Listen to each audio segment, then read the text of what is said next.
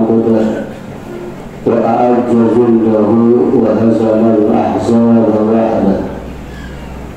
أشهد أن لا إله إلا الله وحده لا شريك له الذي لا نعبد إلا إياه. وأشهد أن سيدنا ونبينا محمدا عبده ورسوله شافع الأمة. اللهم صل وسلم وبارك وكرم وعظم على سيدنا ومولانا محمد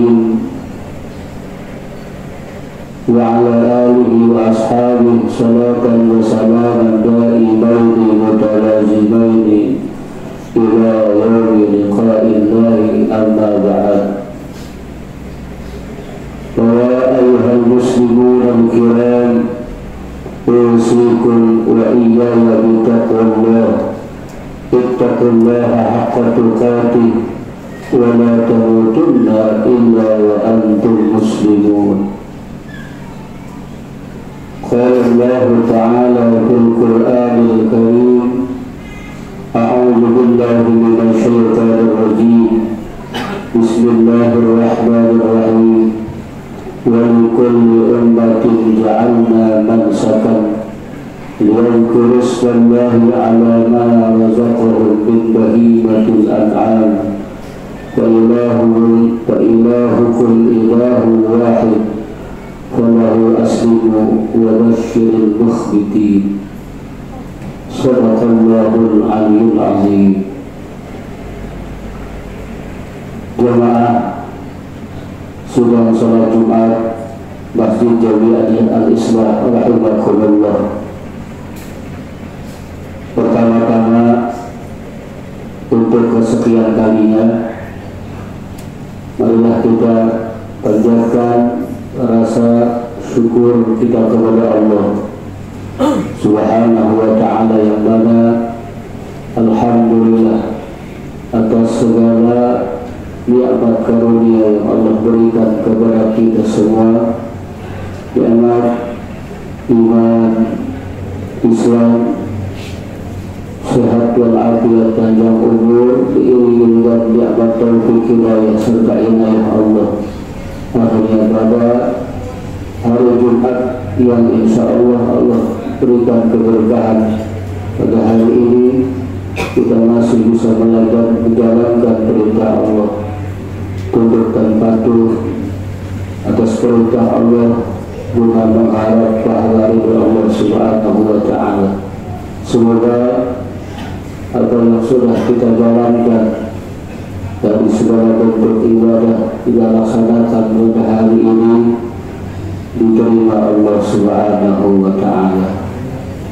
Amin ya rabbal alamin.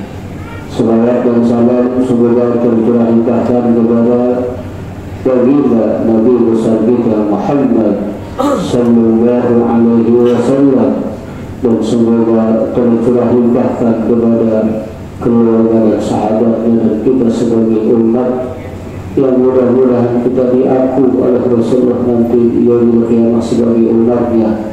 Kita akan mendapatkan syafaat dari Nabi kita Muhammad sallallahu alaihi wasallam. Amin ya rabbal alamin. Hadirin kaum muslimin sidang salat Jumat rahimakumullah. Hari ini kita berada di bulan Dzulhijjah, yang mana bulan Dzulhijjah itu adalah satu bulan yang dimuliakan dan diagungkan Allah Subhanahu wa ta'ala di antara bulan-bulan yang lain. Bulan yang dimuliakan, yang diagungkan Allah. Apa alasannya? Sebab di bulan Dzulhijjah adalah bulan di mana hamba-hamba Allah diperintah untuk taqarrub, mendekatkan diri diri kepada Allah Subhanahu wa ta'ala. Dengan cara apa? Dengan cara mengeluarkan apa yang hendaknya miliki dari segi harta. Dalam bentuk apa? Dalam bentuk yang pertama, diwajibkan bagi orang yang mampu menunaikan ibadah haji ke Baitullah. Kalau tidak mampu, bagi orang-orang yang tidak melaksanakan ibadah haji pada tahun ini, selayaknya diperintah bagi orang yang mampu adalah menjalankan perintah yang kedua, membeli hewan kurban. Kedua-duanya adalah untuk mendekatkan, semata-mata mendekatkan si hamba-Nya kepada Allah dengan apa yang ia miliki, yang dituntut oleh Allah Subhanahu wa ta'ala dalam segi harta. Hadirin kaum muslimin rahimakumullah, kita sudah tidak asing lagi mungkin bagi kita bahwa kurban itu adalah pendidikan dan perjuangan salah satu nabi yang dicintai Allah, yaitu Nabiullah Ibrahim alaihissalam. Nabi Ibrahim rela mengorbankan yang dimiliki, yang dicintai, yaitu mengorbankan putra kesayangannya Ismail alaihissalam, yang dulu ia dan dambakan dari rahim Siti Hajar. Bertahun-tahun ia berdoa kepada Allah. Dalam doanya disebutkan di dalam Al-Quran, Rabbi habli minas sholihin, ya Allah berikanlah aku keturunan dari orang-orang soleh. Bertahun-tahun lalu Allah berikan, Allah kabulkan doa Ibrahim, diberikanlah seorang anak yang soleh yang bernama Ismail. Setelah diberikan, belum menginjak dewasa, Allah menguji keimanan dan kedekatan Ibrahim kepada Allah. Akhirnya Ibrahim pun melaksanakan perintah Allah tanpa berpikir ulang. Yang penting kalau ini perintah Allah, walaupun apapun perintahnya akan aku laksanakan, sampai untuk menyembelih putra kesayangannya, semata-mata untuk mendekatkan diri kepada Allah. Nabi Ibrahim rela seikhlas-ikhlasnya.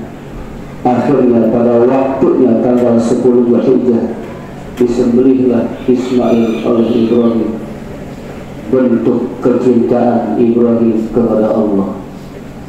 Hadirin kaum muslimin rahimakumullah, ini adalah pelajaran buat kita. Kalau saja Nabi Ibrahim lebih cinta kepada Ismail sampai tidak melakukan kurban, maka akan diangkat pangkat kenabiannya oleh Allah Subhanahu wa ta'ala. Sebegitunya luar biasanya sifat yang dimiliki oleh Ibrahim. Intinya cintanya Nabi Ibrahim kepada Allah melebihi dari segala. Cintanya Ibrahim kepada Ismail jauh di atas Nabi Ibrahim yang cintanya kepada Allah. Cinta kepada Allah di hati Ibrahim lebih daripada mencintai kepada Ismail. Hadirin kaum muslimin rahimakumullah, mari kita ikuti jejak langkah dan sifat Nabiullah Ibrahim. Ini pun buat kita adalah satu pelajaran. Allah seolah-olah menguji kepada orang-orang yang diamanahkan, dititipkan, diberikan kelebihan harta, ditegur oleh Allah Subhanahu wa ta'ala, hai orang-orang yang aku berikan, yang aku titipkan harta, keluarkan hartamu, sembelihlah hewan kurban untuk mendekatkan diri kepadaku. Seolah-olah Allah berbicara kepada orang-orang yang mampu berkurban, seperti layaknya Ibrahim ditegur oleh Allah untuk menyembelih Ismail. Maka itu adalah ujian buat orang-orang yang diberikan harta lebih oleh Allah Subhanahu wa ta'ala. Apakah kita, khususnya umumnya orang-orang muslim yang beriman kepada Allah, cintanya kepada Allah lebih daripada segalanya? Apakah cuma cukup sampai cintanya kepada harta melebihi daripada cintanya Allah? Harusnya cintanya kepada Allah, orang-orang bagi orang-orang yang beriman, melebihi dari cintanya kepada semuanya yang ia miliki. Hakikatnya yang kita miliki, yang kita banggakan, tidak ada arti apa-apa kalau bukan untuk mendekatkan diri kepada Allah. Kalau harta kepingin bermanfaat, segeralah berkorban untuk mendekatkan diri kita kepada Allah Subhanahu wa ta'ala, agar harta kita bermanfaat bagi sesama, baik di dunia maupun di akhirat nanti. Kalau kita sudah melaksanakan bagi orang-orang yang diberikan kelebihan harta, berarti sudah lulus ujian yang diberikan Allah Subhanahu wa ta'ala. Tapi bagi orang-orang yang tidak mampu, padahal dia mampu untuk mengeluarkan sedikit yang ia miliki daripada harta, Allah mengancam dalam hadis, melalui hadis Rasulullah yang sering kita dengar, man kana lahu sa'ah, barang siapa yang baginya ada kesempatan waktu, kejembaran rezeki, tapi dia enggan untuk berkorban, entah karena sayang dengan hartanya, entah karena hal-hal lain yang kepentingan dia kepada Allah tidak dia dahulukan, maka fala yaqrubanna musalla, jangan pernah duduk datang di tempat-tempat ibadah kami, jangan pernah datang ke tempat-tempat musola kami.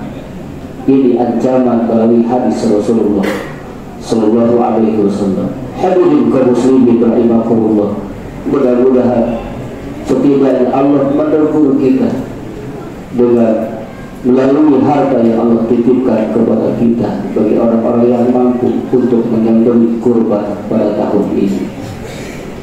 Hadirin kaum muslimin rahimakumullah, banyak manfaat dalam hadis-hadis yang lain yang Allah ceritakan yang datangnya dari Sayyidina Ali karamallahu wajhah.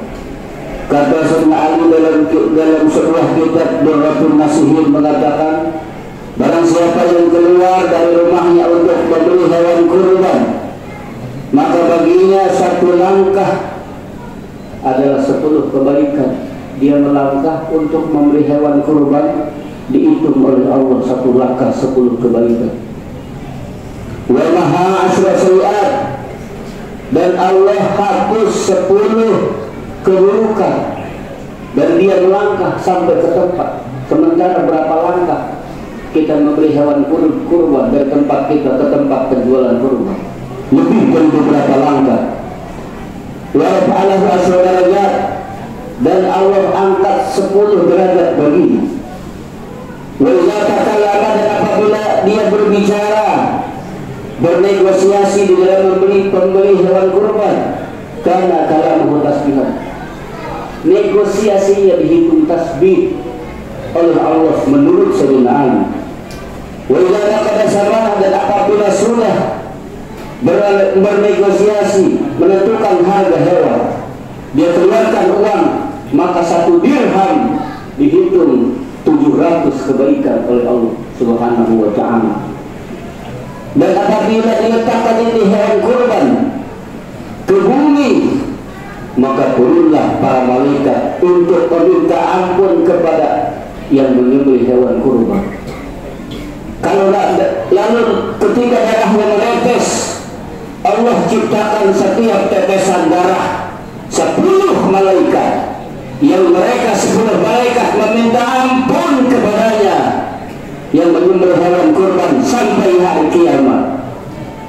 Wa idza qasama lahmaha, dan apabila dia membagikan hewan kurbannya kepada tetangga, fakir miskin, kerabat, dan yang menerima itu gembira dengan diberikan hewan kurban, kana bi kulli luqmatin misla ikki asyur raqabah, maka pahalanya 1 potong hewan, 1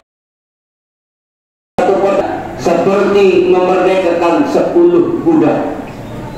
Ini banyak pahalanya yang Allah berikan bagi hamba-hamba, orang-orang yang beriman yang bisa melaksanakan tugasnya, amanah yang diberikan Allah melalui hartanya. Dalam hadis lain Allah mengatakan melalui Rasulullah sallallahu alaihi wasallam, azimu duhayakum fa innaha 'ala sirati maqyakum. Kalau kita nanti di akhirat kepingin mempunyai kendaraan, ketika kita kumpul di padang mahsyar, maka teruslah berkurban ketika hidup di alam dunia. Nanti hewan-hewan kurban yang terus kita lakukan selama bulan Dzulhijjah, maka hewan kurban itu akan menjadi kendaraan kita menuju surganya Allah Subhanahu wa ta'ala. Maka janganlah kita ragu dengan apa yang Allah janjikan kepada hambanya, sebab janji Allah tidak pernah ingkar kepada hambanya. Mudah-mudahan kita doakan hamba-hamba Allah yang betul-betul ikhlas berjuang dengan hartanya melalui kurban dan berjuang hartanya menunaikan ibadah haji. Mudah-mudahan semuanya diterima Allah Subhanahu wa ta'ala. Mudah-mudahan itu satu bentuk dijadikan kita orang-orang yang bertakwa kepada Allah Subhanahu wa ta'ala. Amin ya rabbal alamin. Barakallahu li wa lakum fil Qur'anil Karim wa nafa'ani wa iyyakum bima fihi min al-ayati wa dhikril hakim wa taqabbal minni wa minkum tilawatahu innahu was-sami'ul 'alim. Aqulu qawli hadza wa astaghfirullahal 'azim li wa lakum wa lisa'iril muslimin wal muslimat wal mu'minin wal mu'minat fastaghfiruhu